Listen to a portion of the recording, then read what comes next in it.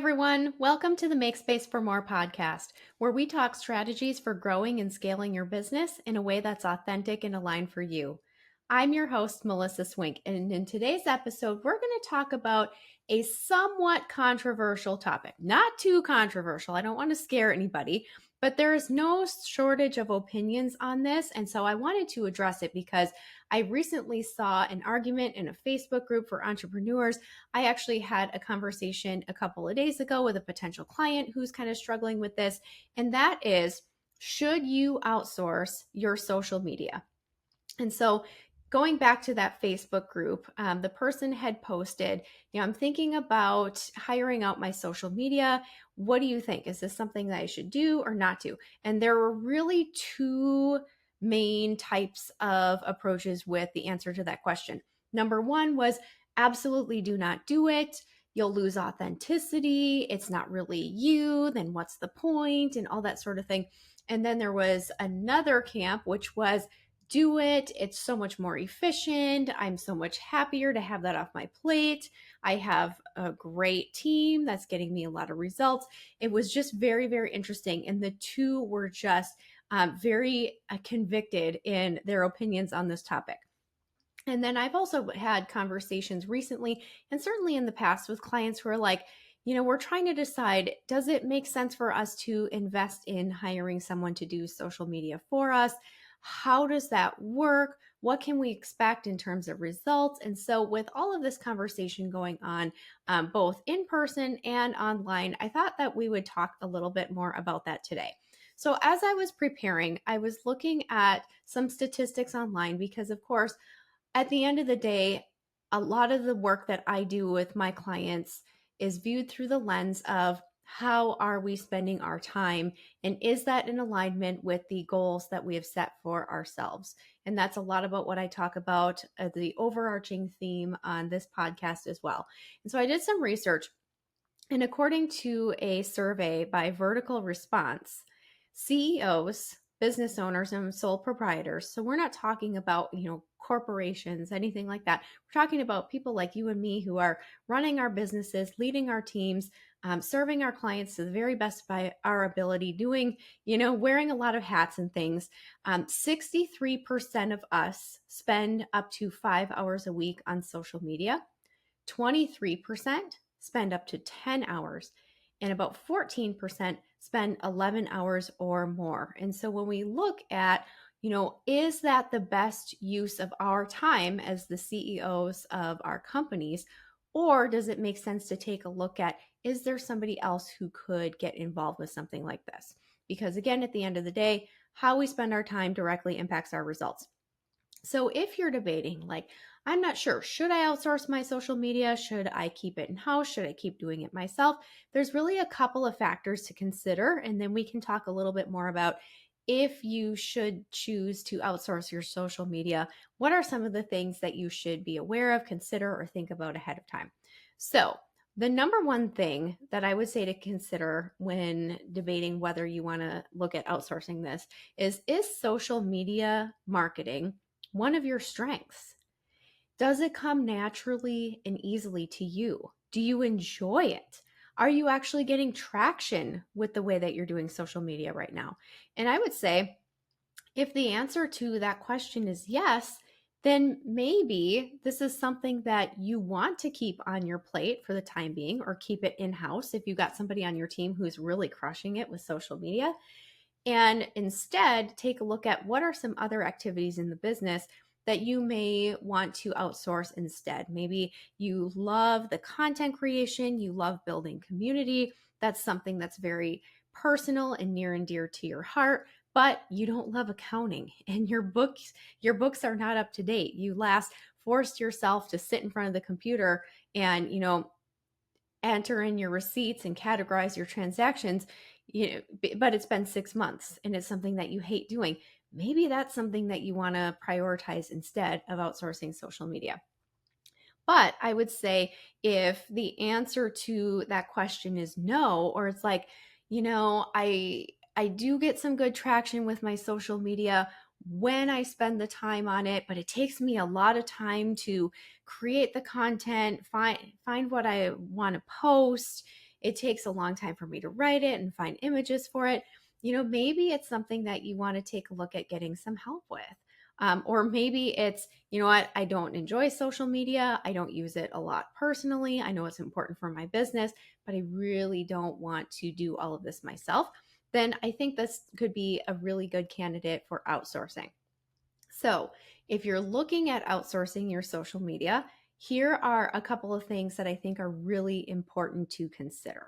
So, number one, authenticity is king. So, going back to that Facebook argument that I was reading, I think the problem with outsourcing social media is that if you don't choose the right service provider, or if you are looking to make the minimal investment possible in your social media, you can definitely lose the authenticity factor.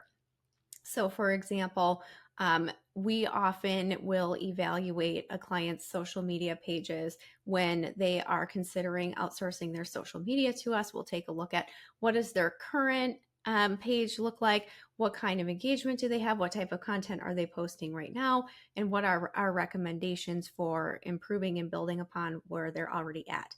And the number one thing that makes us cringe as an agency that does handle social media for clients is the painfully generic content.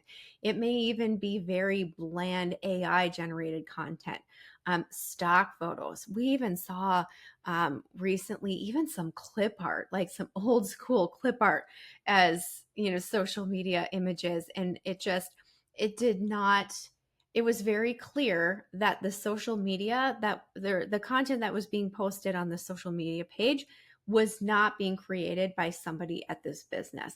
And that's definitely what we don't want. Number one, that's not something that's a good use of your dollars. If no one is responding or reacting to those posts, it's not adding any value.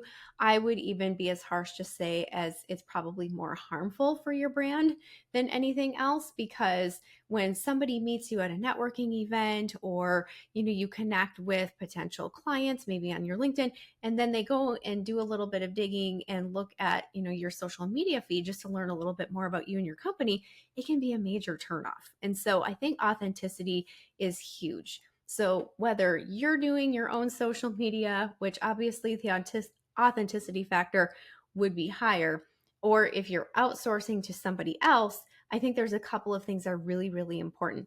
We want to make sure that we are using, as often as possible, real brand photos and maybe even videos, if that's something that you're currently doing or looking to add to your social media content strategy, but showing photos of you and your team. And if you have a physical location, your office, maybe some behind the scenes of getting ready for this presentation today, all of those things are really, really important in terms of building authenticity and ultimately building that trust and credibility. Certainly, brand voice is very, very important. Making sure that we are speaking to the people that you want to be speaking to, and so that it sounds like you. I think authenticity is huge in that regard, in terms of what exactly the content is, the written content is saying. And we certainly want to be providing value. We don't want to be generating more noise out there, and we want to be creating quality content. I am a believer in quality over quantity, over and over and over, with a variety of things in both personal and on the business side of things. But authenticity is huge. Cannot emphasize that enough. I would say, if you're in one of those industries, and I'm not picking on any one particular industry, but I know this is very common in real estate. It's common in financial services, insurance, things like that, where you can pay companies to take over your social media and handle that for you for a fairly minimal fee per month. The problem is that they're just posting generic content that could be on everyone else's pages. Maybe they're like, give us a call for a quote today, where they do give you that direct call to action, or maybe they're sharing some industry tips, or maybe relevant articles related to your industry, but you're missing from it. You're missing from that equation. I would say, consider, whether that's worth your investment or not, is what I would say with something like that. Okay, another thing to consider if you are looking at outsourcing your social media is I would look for a service provider that offers that collaborative relationship. Talking to other business owners who are currently outsourcing their social media, one of the complaints that I commonly hear is that it's not a very collaborative approach. Like we hired this company, we did an onboarding call, and they've been running our social media ever since. They're not really incorporating our ideas, or maybe we're having a special promotion or a sale and those things are not getting posted. So I would look at a service provider who's willing to have a collaborative relationship with open-ended communication. So just to give you kind of an example of how we work with our clients, which I think a lot of good social media service providers follow, at least somewhat of the same thing, is we often start with our clients with a kickoff call with our content strategy team. So that's where we can take care of course, the logistics of, getting logins and getting some of those things taken care of. But we also dive a lot deeper into what is the story of your company? Who are the clients that you serve? What are your competitors doing online? What do you like about that? What do you not like about that? We talk about different types of content that we want to be creating. We want to make sure there's a variety of educational and engaging and, posting resources, not just all promote, promote, promote, that sort of thing. So we take care of all of that in that content strategy. But then from there on out, as we're creating content with our clients, we're sending that to them to review ahead of time so they can take a look and make sure that what we are saying and what we are posting on their behalf is authentic to them. It is an alignment with their brand and their goals and all of that. And they're also able to say, like, hey, I'm going to be having this new course launching next month. We want to make sure that we do some posts for that, or we're going to be having a sale for back to school. it's late August when I'm recording this, but these communications to make sure that the content is relevant and matches up with what you're trying to achieve in your business is really, really important. So that is between the formal conversations that we have back and forth. But then we also make sure that we are having either a monthly or a quarterly analytics review where we can take a look and see, what content is performing the best, and how can we do more of that and build upon that. And then take a look at what's coming up in the business so that we're able to make sure that your content is relevant and on point. So we have that collaboration. And certainly we also provide monitoring and engagement services as well, so we can make sure that comments are being responded to. That's the other thing is, we see companies that are just pushing content, but if somebody even does leave a comment, that comment is being completely ignored, so it's only a one-sided conversation. We want to make sure that we're also interacting with those who are interacting with our posts, so that we keep that engagement up and we show the human side of social media. We're also checking in messages and making sure that if there's anything that requires a more detailed or thoughtful response from our clients, or if there's a question that needs to be answered, that we are reaching out to clients and making sure that we are responding to that question accurately on their behalf. I think it's just really important that you find that collaborative relationship and also find yourself in alignment with a company that wants to have that two-way conversation with your audience and your customers as well. And then the third thing that I would think about when we're looking at outsourcing your social media is being realistic about your goals and expectations for that working relationship. So one of the golden questions that I get is, what kind of return on investment can I expect from something like this?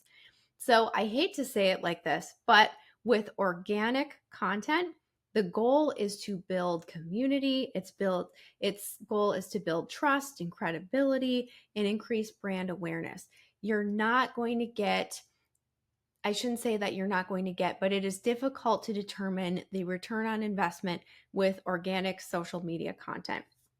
But we also know that organic social media content is extremely important for ultimately building that trust and credibility in order to then create business from that that content, if that makes sense. So let me give you an example. If I meet somebody at a networking event and we connect on LinkedIn, they're watching my LinkedIn posts, or they see my posts in their feed, or maybe they go to my LinkedIn page, maybe they look me up on Facebook or Instagram or something like that, and they're seeing that content and they're seeing a little bit more about, me and our company and what we're about. That's all really, really important before they ultimately decide, I'm interested in having a conversation to see how they can support me. And you certainly have your own variation and version of that in your business, but I think it's really important to have that organic content out there, which isn't necessarily like buy from me, buy from me, buy from me, if that makes sense.